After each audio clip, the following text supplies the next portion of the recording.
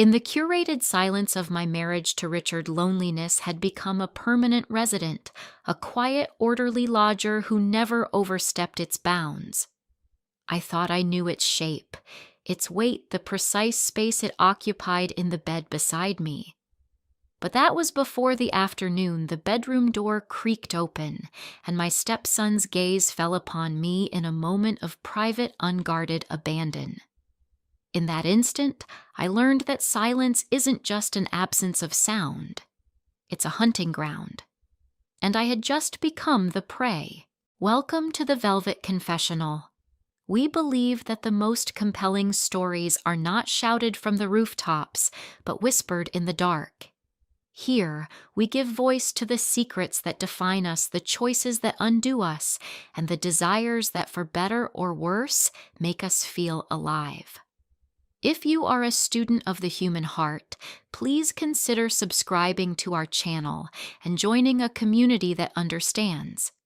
Now, settle in, for the story I am about to tell is about a silence that screamed and a gaze that set a perfect life on fire. My name is Eleanor. At 42, I lived in a sun-bleached, sterile palace in Scottsdale, Arizona, a sprawling architectural marvel that served as a testament to my husband's success. Richard was a man who collected accolades the way other men collected stamps, each one neatly pressed and displayed as proof of a life well lived.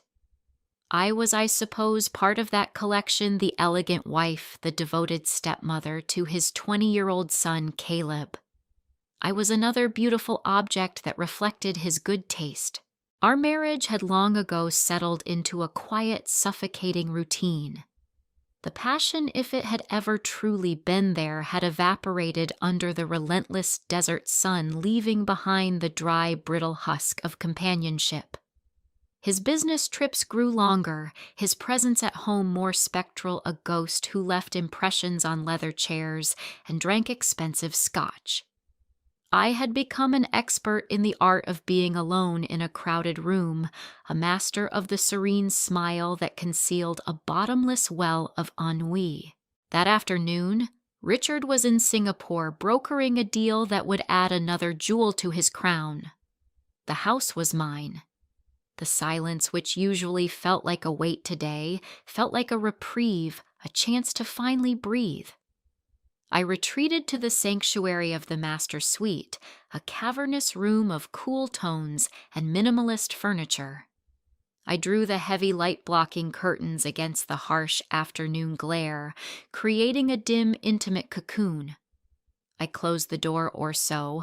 I thought the latch not quite catching and sank onto the plush comforter of the king-sized bed we no longer truly shared. I let out a long, shuddering breath, the kind you can only release when you are certain you are utterly alone. In these stolen moments of solitude, I could unravel if only for a little while. I let the mask of the perfect wife slip. I closed my eyes and allowed myself a moment of pure, unadulterated release, not a scream, but the silent internal equivalent, a desperate, wrenching cry against the vast emptiness that had become my life. And then a soft creak. The sound sliced through the stillness like a shard of glass. My eyes flew open. The door was ajar, a sliver of bright hallway light cutting into my sanctuary. And framed in the opening was Caleb. I froze, a gasp caught in my throat, my body rigid with shock. Time seemed to warp, stretching into an agonizing, silent eternity as his gaze met mine. His face a handsome echo of his father's, but with a sharper, more intense edge, was a mask of shock. But beneath the shock I saw something else. A flicker of something raw, unguarded, and terrifyingly focused. He had seen me. Not just my physical form, but the raw, unvarnished truth of my despair. He had heard the silent, desperate sound of my loneliness. Shame, hot, immediate, and suffocating, flooded me. I scrambled to pull the scattered pieces of my composure together, my hands fumbling with the silk of my robe. But it was too late. The damage was done. The veil had been torn away. I expected him to recoil, to stammer an apology and flee. A sane person would have. A boy would have. But Caleb didn't move. He stood rooted to the spot, his gaze dark and penetrating, lingering for a beat too long. And in that charged, impossible moment, I felt it. A treacherous warmth that coiled deep in my belly.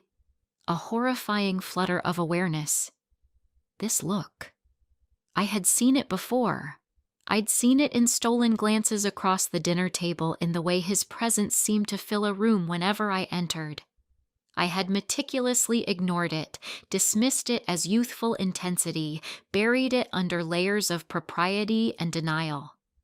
But now, in the ruins of my private moment, there was no longer anywhere to hide. His lips parted, but no sound came out. When he finally spoke, his voice was a low, unsteady rasp. I should have knocked. The words didn't break the tension. They consecrated it, acknowledging the sanctity of the space he had just violated. He shifted his weight, his body, a portrait of conflict torn between the instinct to retreat and a magnetic pull to stay.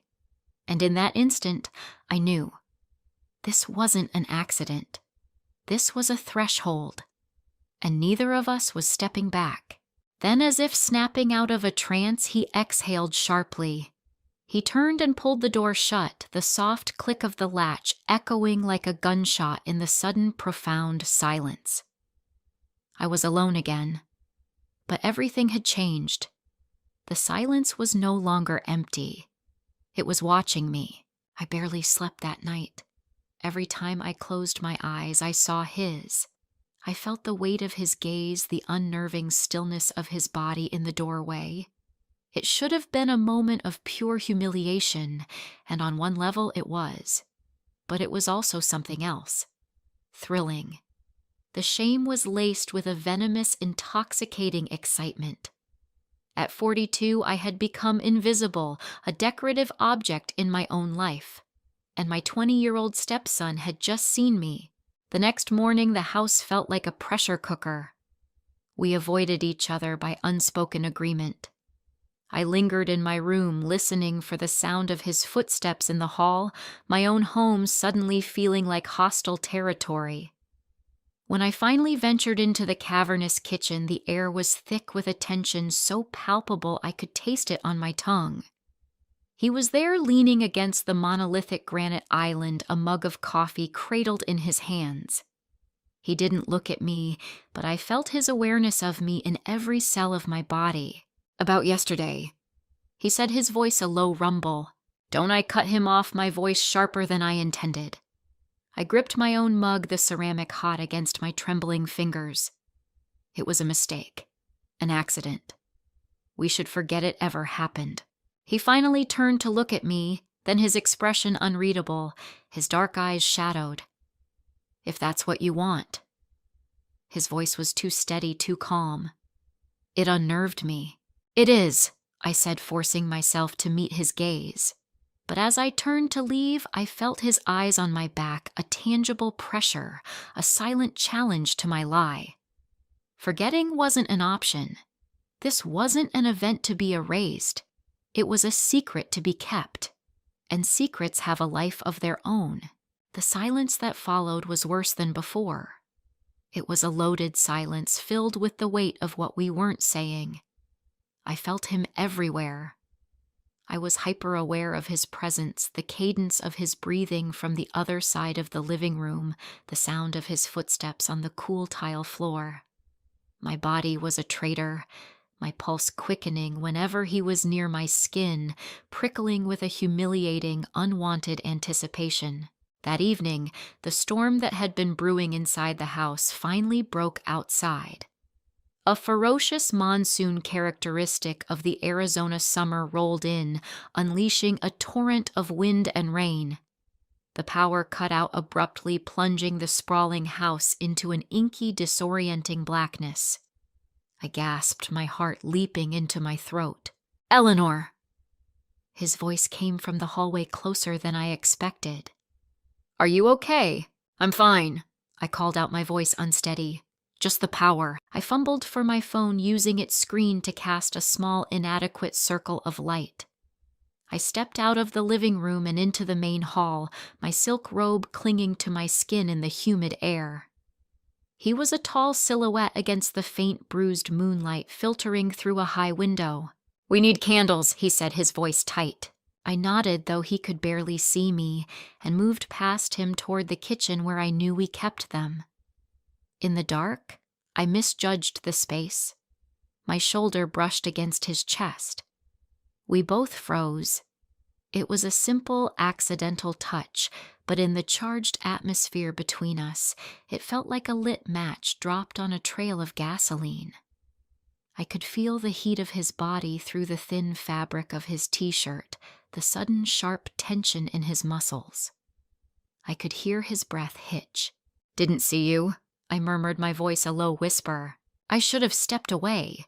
I should have laughed it off, made a joke, and broken the spell. But I was rooted to the spot, my body paralyzed by a dangerous, reckless curiosity. His hand came up, brushing against my waist ostensibly to steady me. The touch was light, almost hesitant, but it sent a sharp electric current through me that made my toes curl. His breathing changed, deepening. In the darkness, I felt his gaze drop to my lips. My own breath caught my body, trembling with a mixture of pure fear and illicit anticipation. And then, light. The power flickered back on, flooding the hallway in a harsh, unforgiving glare. The moment was shattered. I jerked back as if burned, my face flaming with a heat that had nothing to do with the summer night. Caleb stepped away just as quickly, running a hand through his hair, his jaw clenched tight. I'll check the breaker box," he mumbled, already moving away, his retreat swift and decisive. I stood there clutching the front of my robe, my world tilting on its axis. The darkness had offered a dangerous permission, a liminal space where the rules didn't seem to apply. But the light had changed everything. It had exposed the raw, undeniable truth of the moment, and I knew with a terrifying certainty that this was only the beginning. The next afternoon, he found me in the living room. The unbearable silence had stretched for nearly 24 hours, and my nerves were frayed to the breaking point. "We need to talk," he said, his voice steady and low, closing the distance between us. I kept my eyes fixed on the book in my lap, its words a meaningless blur.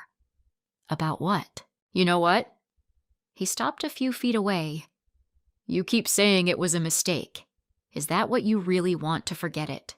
The question hung in the air, a direct challenge to the fiction I was so desperately trying to maintain. I slowly lifted my gaze to meet his. His eyes were burning with an undeniable intensity. My mouth was dry. I forced a nod. "Yes." A muscle in his jaw twitched. "Then why are you shaking?" I flinched, looking down and realizing my hands were trembling violently. I set the book aside, wrapping my arms around myself as if for protection. "It doesn't matter. It was a mistake, Caleb. That's all. You're lonely, Eleanor," he said, his voice softer now, almost gentle. The use of my first name was a deliberate intimacy, a sharp blade slicing through my defenses. "And that's not your fault." I should have denied it.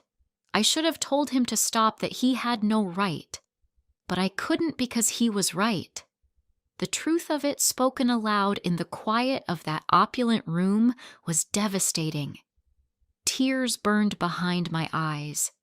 I had spent years perfecting the role of the contented wife, and he had seen right through the entire performance in a matter of days.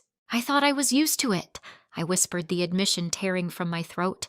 "But sometimes it's overwhelming." He stepped closer, slowly, deliberately, and knelt in front of me. He closed his hand over mine where it rested on my knee. His touch was warm, steady, an anchor in the storm of my emotions. "Someone like you," he murmured, his fingers tightening. Just slightly, shouldn't be alone. My heart hammered against my ribs. This was wrong. This was a betrayal on every conceivable level. But as I looked up at him into those intense, knowing eyes, I realized something even more terrifying. I didn't want him to let go. "Then tell me to leave," he whispered, his gaze searching mine, challenging me. "Tell me to walk away, and we'll forget any of this ever happened." The words were there on the tip of my tongue. Leave. Please leave. But they wouldn't come. His thumb grazed the side of my hand, a slow, deliberate motion that sent a ripple of fire through my entire body. I was unraveling, and he knew it. "You don't want me to leave?" he stated, not as a question, but as a fact, his voice soft with a terrible certainty. And that was it. That was the moment of collapse. He lifted his other hand to my face, his fingers brushing against my cheek, feather-light and hesitant. I closed my eyes, surrendering to the warmth of his touch, to the intoxicating danger of being truly seen. And then his lips were on mine. It wasn't a rushed, desperate kiss. It was slow, measured, filled with all the unspoken tension that had been building between us. It tasted of loneliness and longing and a shared unspoken rebellion.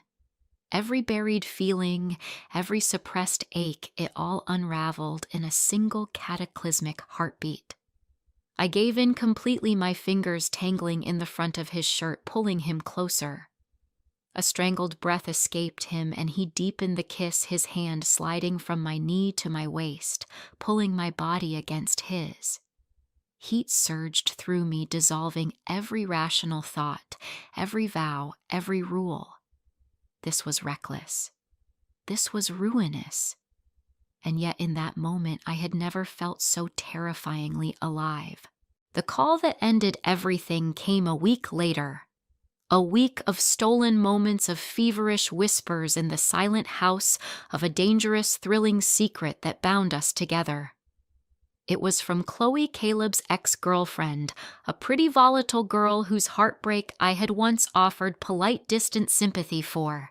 "I know what you've been doing, Eleanor," she'd said, her voice dripping with a venomous satisfaction. "I saw his car at the house all week when it shouldn't have been." "I know. And everyone's going to know." The threat was a lit fuse. That night when Richard came home from his trip triumphant and tired, the trap was sprung. Chloe had already called him. The confrontation wasn't a storm. It was an execution. He stood in the living room, our monument to his success, his face a mask of cold, controlled fury, Chloe's accusations laid bare between us. "Is it true?" he asked, his voice eerily calm, which was far more terrifying than rage. I couldn't speak. My silence was my confession. A harsh, bitter laugh escaped him, a sound utterly devoid of humor. "My wife and my son." His voice finally shook, not with sadness, but with a disgust so profound it seemed to suck the air from the room. "You revolt me." The shame, the fear, the crushing weight of my choices, it all came crashing down. I had opened a door I could never close. I had set a fire and stood back to watch my own life burn. He didn't yell anymore after that. The rage was replaced by something far worse, a dead, hollow emptiness. He looked at me, but he didn't see me. Not anymore. The curator had become a ghost in her own museum. "Pack your things," he said, the words quiet, controlled, and utterly final. But I knew it didn't matter where I went. The house was no longer a home. It was a monument to my betrayal. And as I stood there amidst the wreckage of the perfect life I had so carefully curated, I understood the true nature of my punishment. It wasn't being cast out. It was the chilling, absolute certainty that I would spend the rest of my life haunted, not by the silence of loneliness, but by the deafening echo of my own ruin.